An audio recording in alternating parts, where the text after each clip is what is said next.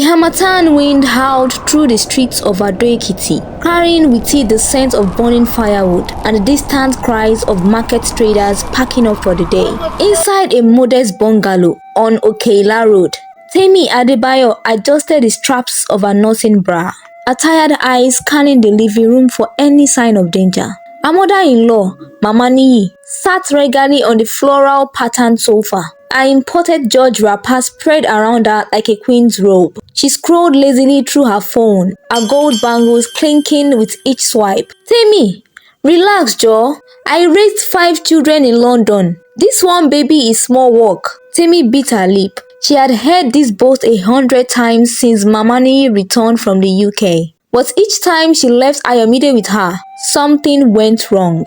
Yesterday, she had found him chewing on a USB cable. Last week, he had nearly rolled off the bed. And today, who knows? The truth was, Mama Niyi treated babysitting like a Netflix and chill session. Mama, I am going to the market. Please stay awake. Mama Niyi waved her off, already engrossed in a YouTube video. Temi stepped out into the dusty street, her heart heavy with unease. She didn't know it yet, but this time, Mama Niyi's carelessness would cost more than his care. It will change everything.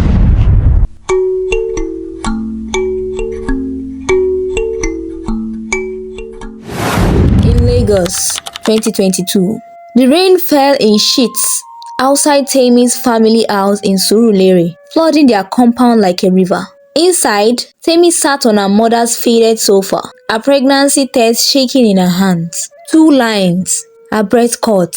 Niyi, her boyfriend of 3 years, a fine boy with a Wealth Warriors Bank entry-level salary, had been avoiding her calls since she hinted at marriage. Mama, what if he will do what? Her mother, Temi, a stout woman in a stained apron, slammed a pot down. That boy's family thinks because they have London connection, they are better than us?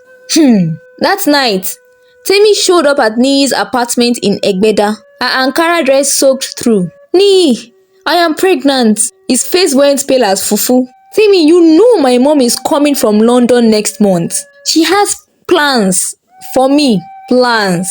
The word hung between them like a noose. 1 month later, Mama Niyi arrived in a cloud of Tom Ford Black Orchid perfume, a designer suitcase rolling behind her like a loyal dog. Over a meal of small chops at Blue Ocean Hotel, she dropped the bombshell.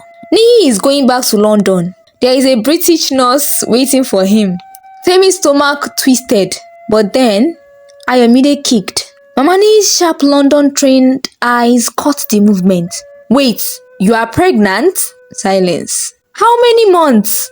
5, Temi whispered. Mama Niyi sank into her chair, her gold bangles clinking. Then, shockingly, she laughed. Ha ha ha. This one has outsmarted us all, oh. The wedding was rushed. A dusty registry office affair where Temi's maternity gown barely hid her bump. The hospital, 2023. The delivery room smelled of sweat and antiseptic. Temi screamed curses in Yoruba as Niyi passed out at the first sight of blood. But when Ayomide finally came, silent and blue, the world stopped. Doctor, why isn't he crying? 10 agonizing seconds. Then, wah, wah. Relief flooded the room until the doctor hesitated. Madam, this baby is head shape. Mani snatched Ayomide, her manicured hands expertly checking him. It's nothing, just Abiku marks. My grandfather had the same, but Temi saw the fear in her eyes.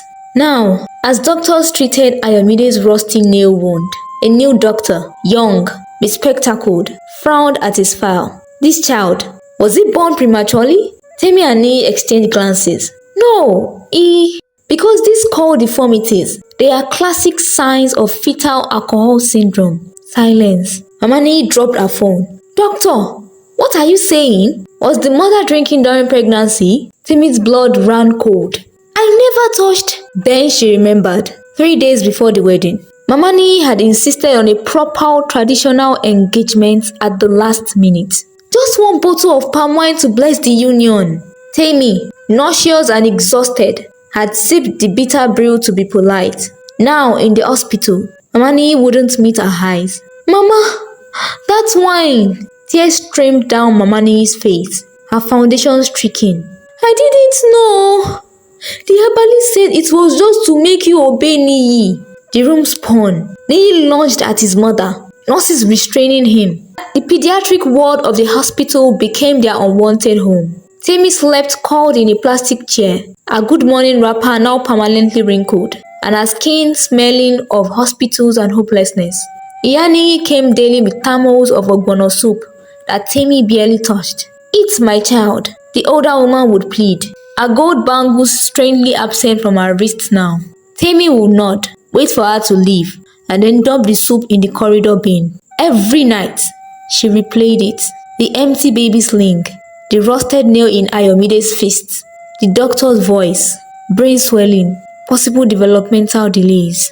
On the 97th day, Dr. Ahmed finally smiled. Your son is a fighter, but you must watch for seizures, speech delays, and this list of medications. As they bundled Ayomide into the taxi, Iya Niyi reached to adjust his blanket.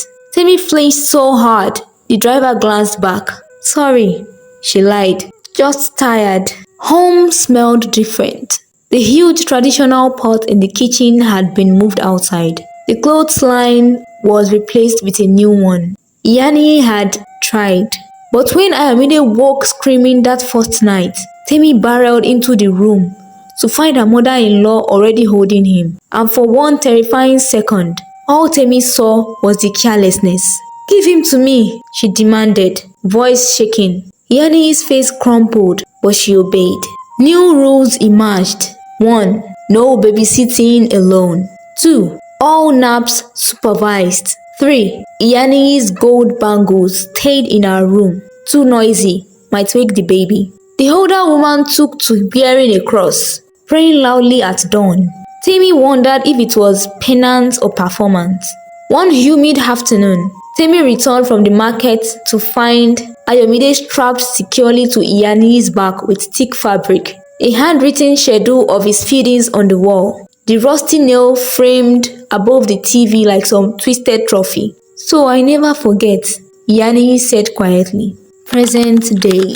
Temi adjusted the straps of her nursing bra, her tired eyes scanning the living room for any sign of danger.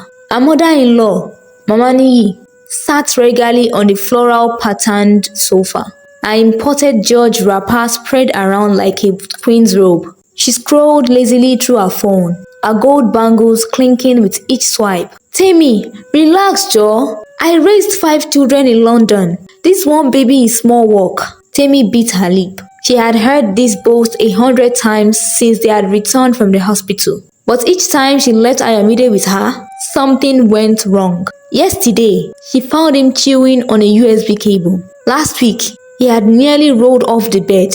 And today, Mama, I am going to the market. Please stay awake. Mama Niyi waved her off, already engrossed in a YouTube video. Temi stepped out into the dusty street, her heart heavy with unease. The Ado-Ekiti main market was alive with noise. Hawkers shouting, motorcycles honking, and the occasional squabble over prices. Temi moved quickly, a plastic bag swinging as she haggled for peppers and dried fish. Bisola, give me 2 wraps of pepper. That one will be the death of me. Her friend chuckled. Mama London is still giving you stress? Every day. Meanwhile, back home, Mama Niyi had kicked off her slippers and reclined deeper into the sofa. The rhythmic hum of the ceiling fan lulled her as Ayomide played with a stuffed toy beside her. Just 5 minutes, she muttered, her eyelids dropping. 5 minutes turned to 10. 10 turned to 30. And then, silence. Temi returned to a house too quiet. Mama? No response. Her rubber slippers slapped against the floor as she rushed into the living room. There, Mama Niyi was deep in sleep, her mouth slightly open, her phone resting on her chest. And Ayomide? Gone. Temi screamed tore through the house. Mama Niyi jolted awake, her wig askew. What? What happened? Where is Ayomide? Then she heard it. A whimper. A groan came from the backyard. Temi burst through the kitchen door and froze.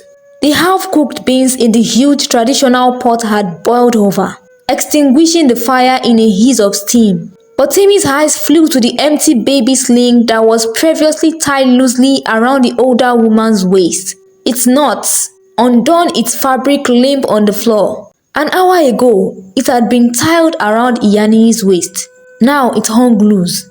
They found him in the backyard, his tiny hands clutching a rusty nail, his legs covered in angry red ant bites, his face swollen from ant bites, his left hand clutching a rusted nail, later identified as from Mamani's broken clothesline pulley, and his mouth smeared with something black. Charcoal? Poison? Jesus! Tammy snatched him up, her fingers finding 3 alarming things in rapid succession. 1. A lump rising on his forehead. 2. Puncture marks on his palm from the nail. 3. His skin burning with fever. Mamani chose that moment to wake up properly. Tammy, when did you? Her eyes landed on Ayomide. Oh my God, what happened? Tammy's scream brought Auntie Jumoke from next door, still clutching a wooden spoon from stirring egusi soup. Carry him! I will get my keys. The older woman took one look at Ayomide's twitching limbs and slapped Mamani's arm. You slept? At your age? No time to wait for a proper car. Tammy clutched Ayomide to her chest as the Okada rider, Muyiwa, whipped through traffic, running 2 red lights. Sorry, madam, he muttered when the baby vomited blackish fluid down his shirt. The hospital's rusted sign swung ominously as they rushed in. The receptionist didn't look up from her soap opera until Tammy slammed Ayomide's bleeding hand on the counter. My son swallowed poison. He has nail wound, ant bites. A nurse materialized, took one look at Ayomide's dilated pupils, and shouted the magic words. Pediatric emergency! Now! Dr. Ahmed was a man in his late 50s, with a permanent frown rattled off diagnosis like a death sentence. 1. Tetanus risk from the rusted nail. 2. Toxic ingestion, charcoal plus possible rat poison. 3. Allergic reaction to ant venom. We need ICU admission, antivenom injections, stomach pumping, and a 350,000 naira deposit, equivalent of $200. Mamani collapsed into a plastic chair, her wig tilting sideways. Nee arrived still in his office clothes, with sweat stains covering his underarms, and his bank app opened. We have 27,380 naira, less than $20. The doctor's pen hovered over the discharge against medical advice form. Then, Mamani stood up. Wait, no one noticed when she slipped out. When she returned 30 minutes later, her expensive handbag was missing. Instead, she clutched a moldy Ghana must go bag. Sell this! The contents spilled onto the hospital counter. 3 gold bangles, one still engraved with her mother's name, a diamond pendant from her 1985 wedding, 7 gold teeth in a handkerchief from my father's burial, real 24 carats. The cashier's eyes bulged. Madam, you want to sell family gold for hospital bills? Mamani's voice broke. What is family if my grandchild dies? The cashier quickly dialed a number, murmuring into the phone. Aboki, we have something special. Within minutes, the trusted gold buyer arrived, his practiced fingers examining the gleaming metal. Then, his sharp eyes locked onto it. A slow, disbelieving grin spread across his face. This is real wealth, he breathed, weighing the gold again as if it might vanish. The hair thickened with tension. A pause. Then, the offer. 6.7 million naira. A fortune. Over $3,000 in crisp waiting cash. As Ayomide recovered, Mamani gathered the family. You see this? She held up an empty UK bank envelope. 4 million naira gone when the bank crashed. Then she pointed to the remaining gold tooth. But this? No system can crash it. Nee's phone buzzed. A loan app approval. They laughed as he declined it. Now, Mamani ties a cloth around her waist when babysitting, the old way. And in Tammy's kitchen, beside the POS machine, sits a huge traditional pot where real wealth grows. The moral of the story: The same hands that endanger can also protect if they remember where true value hides. Tell us your thoughts in the comments. We would love to hear from you. Enjoy this story and want to uncover more lessons, mysteries, and financial insights? Don't stop here. Click on our other videos to dive into more captivating tales and timeless wisdom from across Africa. There is so much more to explore. Don't miss out. Thank you for watching, and we will see you in the next adventure.